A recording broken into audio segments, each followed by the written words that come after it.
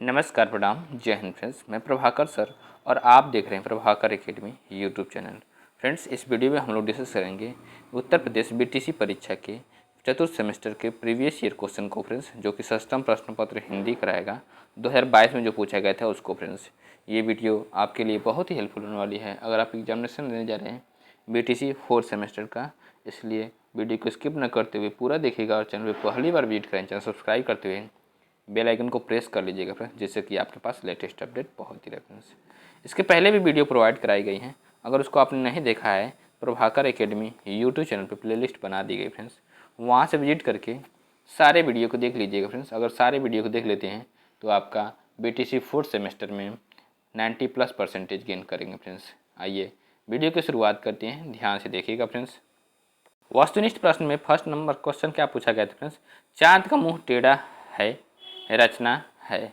Option A Jaishankar Prasad की, option B Gajanan Madhav Muktibodh की, option C Rabindranath Thakur की, ऑप्शन डी सुमित्रानंदन पंत की। तो फ्रेंड्स, इसका राइट ऑप्शन होगा ऑप्शन बी गजानन माधव मुक्तिबोध की। गजानन माधव मुक्तिबोध की राइट ऑप्शन बी होगा फ्रेंड्स। नेक्स्ट, इसके डिस्क्रिप्शन को जिससे कहते हैं डिस्क्रिप्शन क्या, ध्यान देखिए फ्रेंड्स। चांद का मुंह टेढ़ा है गजानन माधव मुक्तिबोध की कविताओं का प्रथम संग्रह है, जिसका प्रकाशन 1964 में हुआ था। और जयशंकर प्रसाद क्या लिखे हुए हैं फ्रेंड्स, तो कामायनी, झरना, आंसू, ये सब लिखे हुए हैं। और सुमित्रानंदन पंत क्या लिखे हुए हैं फ्रेंड्स, तो पल्लव, कला और बूढ़ा चाँद, चिदम्बरा आदि। रविन्द्रनाथ टैगोर क्या लिखे हुए फ्रेंड्स, तो गीतांजलि 1913 साहित्य का नोबेल प्राप्त है फ्रेंड्स। नेक्स्ट क्वेश्चन के ऊपर सीखते हैं क्वेश्चन नंबर सेकंड क्या है, ध्यान से देखिएगा फ्रेंड्स। स व्यंजन है। ऑप्शन ए स्पर्श व्यंजन, ऑप्शन बी ऊष्म व्यंजन, ऑप्शन सी उच्छिष्ट व्यंजन, ऑप्शन डी अंतस्थ व्यंजन। तो फ्रेंड्स, इसका राइट ऑप्शन होगा ऑप्शन बी ऊष्म व्यंजन। क्या है फ्रेंड्स, राइट ऑप्शन बी ऊष्म व्यंजन है। नेक्स्ट, इसके डिस्क्रिप्शन को कहते हैं डिस्क्रिप्शन क्या है, ध्यान देखिए फ्रेंड्स। ऊष्म व्यंजन जिन वर्णों के उच्चारण में मुख से विशेष प्रकार की ऊष्म वायु निकलती है उन्हें ऊष्म व्यंजन कहते हैं। इनकी संख्या 4 है, स ह। स्पर्श व्यंजनों की कुल संख्या 25 है फ्रेंड्स। जैसे क में कितने, क वर्ग में कितने हैं फ्रेंड्स, क ख ग घ ङ। और च वर्ग में कितने हैं, तो च छ ज झ ञ। ट वर्ग में कितने हैं, ट ठ ड ढ ड़, ये सब है। और त वर्ग की बात करते हैं फ्रेंड्स, तो त थ द ध न। और प वर्ग प फ ब भ म। य र ल व अंतस्थ व्यंजन है फ्रेंड्स। ड और ढ को उच्छिष्ट व्यंजन कहते हैं। नेक्स्ट क्वेश्चन के ऊपर सीखते क्वेश्चन नंबर थर्ड क्या फ्रेंड्स, परिमल काव्य के रचयिता हैं। Option A Kabir, option B Babu Gulab Rai, option C Mahadevi Verma, option D Suryakant Tripathi Nirala. तो फ्रेंड्स, इसका राइट ऑप्शन होगा ऑप्शन डी सूर्यकांत त्रिपाठी निराला। क्या होगा friends, right option D Suryakant Tripathi Nirala. Next, इसके डिस्क्रिप्शन को जिससे कहते हैं ध्यान से देखिएगा फ्रेंड्स। परिमल छायावादी कवि सूर्यकांत त्रिपाठी निराला जी की वर्ष 1929 में प्रकाशित काव्य संग्रह फ्रेंड्स। कबीरदास जी की वाणियों को संग्रह के रूप में बीजक के रूप में संकलित किया गया था। जो उनके शिष्य थे उन्होंने बीजक के रूप में संकलित किए थे फ्रेंड्स। और महादेवी वर्मा जी का प्रथम काव्य संग्रह निहार, जिसका प्रकाशन वर्ष 1930 है। नेक्स्ट पॉइंट क्या है, ध्यान देखिए फ्रेंड्स। बाबू गुलाब राय हिंदी साहित्य जगत में एक निबंधकार के रूप में प्रतिष्ठित है और मेरी असफलता है उनका एक निबंध संग्रह है। नेक्स्ट क्वेश्चन को प्रश्न करते हैं क्वेश्चन नंबर 4 क्या फ्रेंड्स, स्व का अर्थ है। ऑप्शन ए आज, ऑप्शन बी कल बीता हुआ, ऑप्शन सी आने वाला कल, ऑप्शन डी परसों। फ्रेंड्स, इसका राइट ऑप्शन होगा ऑप्शन सी आने वाला कल। क्या होगा फ्रेंड्स, राइट ऑप्शन सी आने वाला कल होगा फ्रेंड्स। नेक्स्ट, इसके डिस्क्रिप्शन को डिस्कस करते हैं। डिस्क्रिप्शन क्या है, ध्यान से देखिएगा फ्रेंड्स। स्व का अर्थ होता है आने वाला कल। अद मतलब आज, है मतलब बीता हुआ कल, पर है मतलब बीता हुआ परसों, और परसों मतलब आने वाला परसों। नेक्स्ट क्वेश्चन के ऊपर सीखते क्वेश्चन नंबर 5। अब्ज शब्द का अर्थ है। ऑप्शन ए शंख, ऑप्शन बी कमल, ऑप्शन सी कपूर, ऑप्शन डी उपयुक्त में से सभी। फ्रेंड्स, इसका राइट ऑप्शन होगा ऑप्शन डी उपयुक्त सभी। क्या होगा फ्रेंड्स, राइट ऑप्शन डी उपयुक्त सभी होगा। नेक्स्ट, इसके डिस्क्रिप्शन को डिस्कस करते हैं। डिस्क्रिप्शन क्या फ्रेंड्स, ध्यान देखिएगा। अब्ज का अर्थ सीपी, कमल, चंद्रमा, कपूर, शंख आदि होता है फ्रेंड्स। नेक्स्ट क्वेश्चन के ऊपर सीखते हैं, जो कि अति लघुत्तरीय प्रश्न रहेंगे फ्रेंड्स। क्वेश्चन नंबर 6 क्या है, कहानी शिक्षण की उपयोगिता पर प्रकाश डालिए। क्या है, ध्यान से देखिए फ्रेंड्स।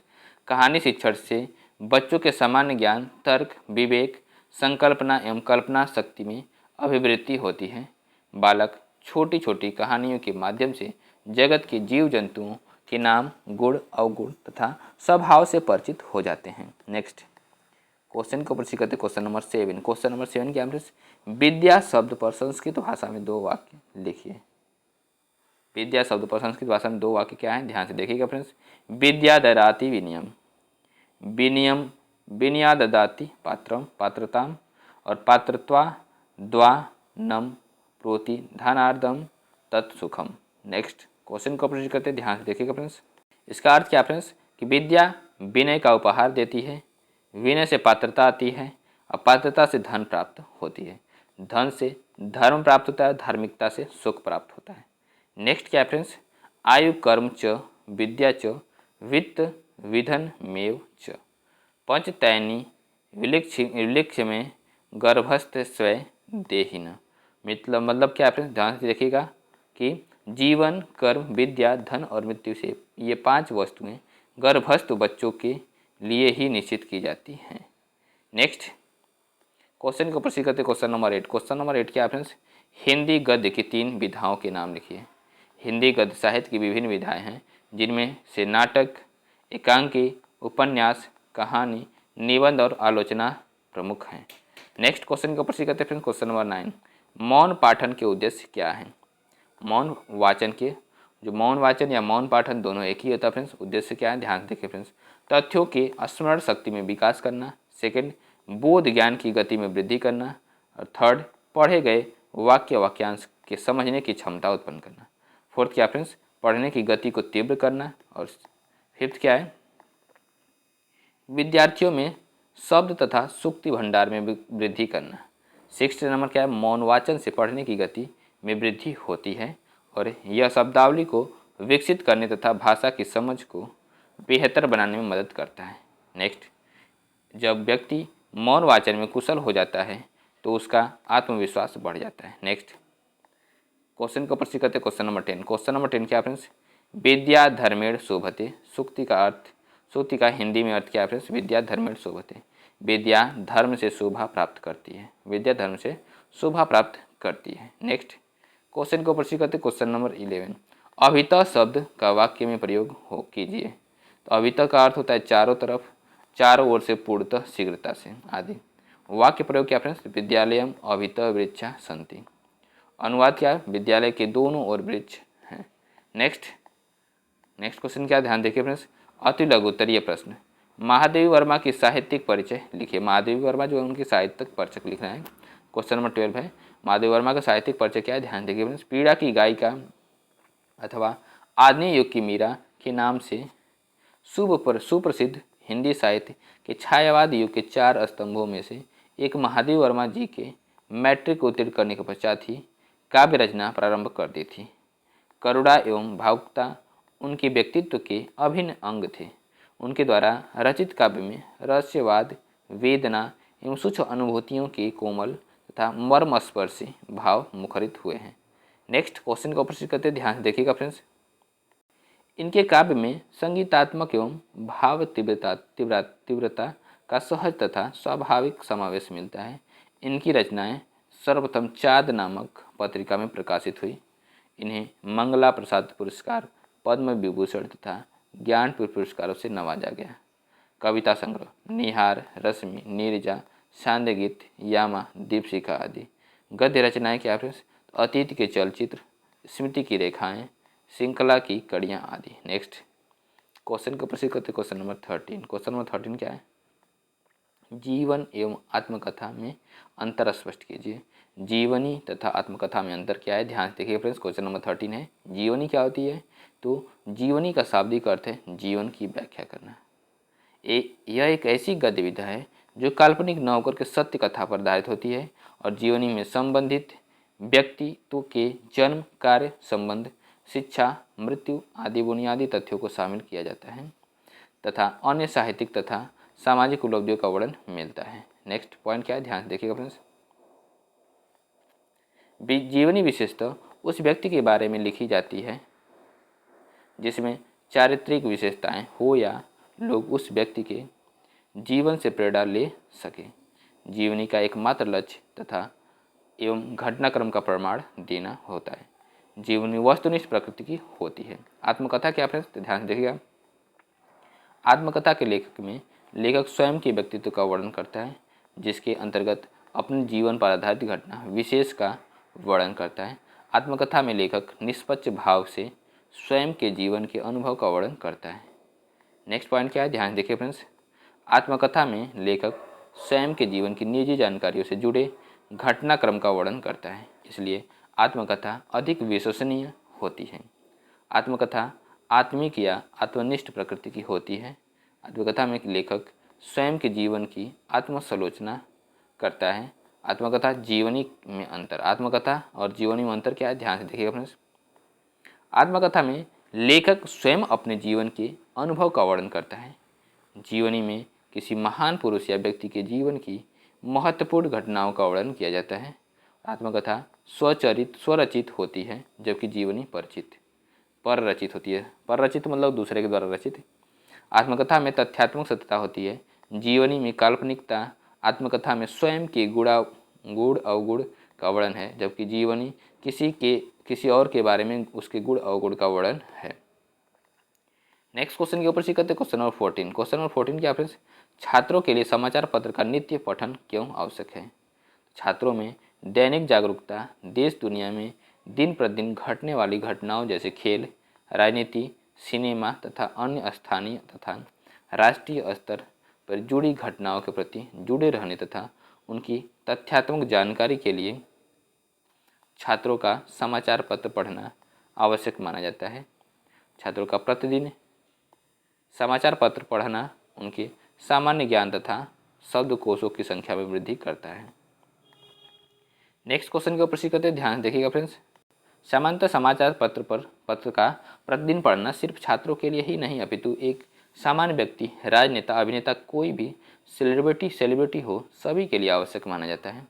समाचार पत्र से किसी व्यापारी को अनेक क्रय विक्रय संबंधी मूल्य वृद्धि और मूल्य ह्रास का ज्ञान होता है। अखबारों में ऋतु परिवर्तन के हिसाब से स्वास्थ्य चर्चाएं भी प्रकाशित होती हैं, जिनसे बच्चों को अपने स्वास्थ्य के प्रति सतर्कता बनाए रखने में सहायता प्राप्त होती है। नेक्स्ट पॉइंट क्या है, ध्यान से देखिएगा फ्रेंड्स। अध्यापकों को अपने विद्यार्थियों को समाचार पत्रों की महत्वपूर्ण कटिंग को यथोचित साज सज्जा के साथ कक्षा में लाकर विद्यार्थियों को दिखानी चाहिए, जिससे विद्यार्थियों में समाचार पत्रों के प्रति रुचि उत्पन्न की जा सके। नेक्स्ट क्वेश्चन का प्रश्न करते क्वेश्चन नंबर 15। क्वेश्चन नंबर 15 क्या है, अछिड़ो वित्त तस्तु हतो हत। श्लोकांश का हिंदी में भावार्थ लिखिए। श्लोक क्या फ्रेंड्स, अछिड़ो वित्ततस्तु हतो हत। धन से हीन व्यक्ति हीन नहीं होता, किंतु चरित्र से नष्ट हो जाने पर पूर्णतया नष्ट हो जाता है। नेक्स्ट क्वेश्चन के ऊपर से करते क्वेश्चन नंबर 16। क्वेश्चन नंबर 16 क्या है, विद्यालय की तरफ से शैक्षिक भ्रमण पर जाने के लिए अपने पिता को पत्र लिखिए। क्या लिखना है फ्रेंड्स, अपने पिता को पत्र लिखना है। तो आदरणीय पिताजी, सादर प्रणाम। आशा करता हूँ कि आप सकुशल होंगे। आपको बताते हुए मुझे अत्यंत प्रसन्नता हो रही है कि इस वर्ष मैं अर्धवार्षिक परीक्षाओं में पूरी कक्षा में प्रथम स्थान प्राप्त किया है और मेरे सभी अध्यापक मेरी इस सफलता से काफ़ी ज़्यादा प्रसन्न हैं। साथ ही वार्षिक परीक्षाओं में भी इसी प्रकार के प्रदर्शन के लिए प्रोत्साहित किया है। पिताजी, इसके अतिरिक्त मुझे आपसे एक विषय में आज्ञा भी प्राप्त करनी है। मैं आपको बताना चाहता हूँ कि मेरे विद्यालय की तरफ से कुछ चयनित विद्यार्थियों को शैक्षणिक भ्रमण पर ले जाया जा रहा है। उस शैक्षणिक भ्रमण का हिस्सा बनने के लिए विद्यालय की तरफ से प्रत्येक विद्यार्थियों से उनका पिताजी द्वारा अनुमति पत्र मांगा है। पिताजी की तरफ से अनुमति पत्र प्राप्त करने के पश्चात ही कोई भी विद्यार्थी शैक्षणिक भ्रमण पर जा सकता है। अतः पिताजी, आपसे मेरी विनती है कि आप मुझे इस शैक्षणिक भ्रमण का हिस्सा बनने की अनुमति प्रदान करें। यह शैक्षणिक भ्रमण मेरी ऐतिहासिक तथ्यों के समझ में अवश्य ही सहायक सिद्ध होगा। इसके लिए मैं सदैव आपका आभारी रहूँगा। मुझे आशा है कि आप मेरे इस आग्रह को अवश्य स्वीकार करेंगे। एवं मुझे निराश नहीं करेंगे। सरल स्पर्श आपका प्रिय पुत्र। नेक्स्ट क्वेश्चन का प्रश्न करते हैं क्वेश्चन नंबर 17। कंदुकम एवं मिष्ठान्नम शब्द का प्रयोग करते हुए एक एक वाक्य बनाइए। ध्यान से देखिएगा फ्रेंड्स, क्या है ध्यान से देखिएगा। कंदुकम मतलब होता है गेंद, और गेंद बालकः कंदुकम क्रीडति, बालक गेंद से खेलता है। मिष्ठान्नम मतलब मिठाई। मोदक गणेशाय प्रियम मिष्ठान्नम, मोदक जो होता है गणेश का प्रिय मिठाई, गणेश भगवान का प्रिय मिठाई होता है। नेक्स्ट क्वेश्चन के ऊपर करते हैं क्वेश्चन नंबर 18। संस्कृत ध्वनियाँ कितने प्रकार की होती है, जो कि इस वीडियो का लास्ट क्वेश्चन भी होगा फ्रेंड्स, और इस पेपर का भी लास्ट क्वेश्चन होगा। संस्कृत वर्णमाला में 11 स्वर, 33 व्यंजन और 4 अयगवाह हैं। संस्कृत ध्वनियों को हिंदी को 2 भागों में विभाजित किया गया है, स्वर और व्यंजन। किसमें? स्वर और व्यंजन। व्यंजन में फ्रेंड्स स्वर क्या होता है? ऐसे वर्ड जिनके उच्चारण में किसी अन्य वर्डों की सहायता नहीं लेनी पड़ती है, उन्हें स्वर कहते हैं। अ आ ई उ ऊ री ए ऐ ओ औ स्वरों के भी 3 भेद किए गए हैं। कौन कौन से हैं? ध्यान से देखिएगा फ्रेंड्स। ह्रस्व स्वर, दीर्घ स्वर, प्लुत स्वर। ह्रस्व स्वर इनके उच्चारण में सबसे कम समय लगता है। ह्रस्व स्वर में 5 वर्ण होते हैं, जैसे अ ई उ री। नेक्स्ट दीर्घ स्वर के बारे में बात करते हैं फ्रेंड्स। इन स्वरों के उच्चारण में ह्रस्व स्वरों की अपेक्षा 2 गुना समय लगता है। आ ई उ री ए ओ दीर्घ स्वर हैं। प्लुत स्वर इनके उच्चारण में दीर्घ से 3 गुना समय लगता है, इन्हें प्लुत स्वर कहते हैं। उदाहरण क्या है? ओम। व्यंजन क्या है फ्रेंड्स? जिन वर्णों के उच्चारण में स्वरों की सहायता लेनी पड़ती है, उन्हें व्यंजन कहते हैं। व्यंजनों के 3 भेद किए गए हैं, अस्पर्श व्यंजन, अंतस्थ व्यंजन, ऊष्म व्यंजन। अस्पर्श व्यंजन क्या है फ्रेंड्स? ऐसे व्यंजन जिनका उच्चारण करते समय जीभ को कंठ, तालु, मूर्धा इत्यादि को पूर्ण स्पर्श करना पड़ता है, उन्हें स्पर्श व्यंजन कहते हैं। अस्पर्श व्यंजनों की संख्या 25 है। क्या है? ध्यान देखिएगा। क वर्ग क ख ग घ ङ, च वर्ग च छ ज झ ञ, ट वर्ग ट ठ ड ढ ढ, त वर्ग त थ द ध न, और प वर्ग क्या? प फ ब भ म। ये 5 वर्ग हैं जो कि 25 अक्षर होते हैं फ्रेंड्स। व्यंजन। नेक्स्ट अंतस्थ व्यंजन की बात करते हैं फ्रेंड्स, तो स्वर तथा व्यंजन के मध्य के व्यंजन को अंतस्थ व्यंजन कहते हैं। इनकी संख्या 4 होती है, य र ल व। इन्हें अर्ध स्वर भी कहते हैं। नेक्स्ट अब बात करेंगे हम लोग ऊष्म व्यंजन के बारे में फ्रेंड्स। ऐसे व्यंजन जिनका उच्चारण करते समय वायु मुख से आकर ऊष्मा पैदा करती है, उसे ऊष्म व्यंजन कहते हैं। इनकी संख्या 4 है, स स स। संयुक्त व्यंजन क्या फ्रेंड्स? एक से अधिक व्यंजनों के मेल से बनने वाले व्यंजन को संयुक्त व्यंजन कहते हैं। क धन स बराबर छ, ज धन इया बराबर ज्ञ, त धन र बराबर त्र, स धन र बराबर स्र। नेक्स्ट क्वेश्चन को प्रश्न करते हैं, ध्यान से देखिएगा फ्रेंड्स। वीडियो को हम यहीं पे एंड करते हैं। वीडियो को देखने के लिए बहुत बहुत धन्यवाद, और चैनल पे पहली बार विजिट करें चैनल सब्सक्राइब करते बेल आइकन को प्रेस कर लीजिएगा फ्रेंड्स, जिससे कि आपके पास लेटेस्ट अपडेट पहुंचती रहे फ्रेंड्स। ओके फ्रेंड्स, नमस्कार, bye bye, good night friends.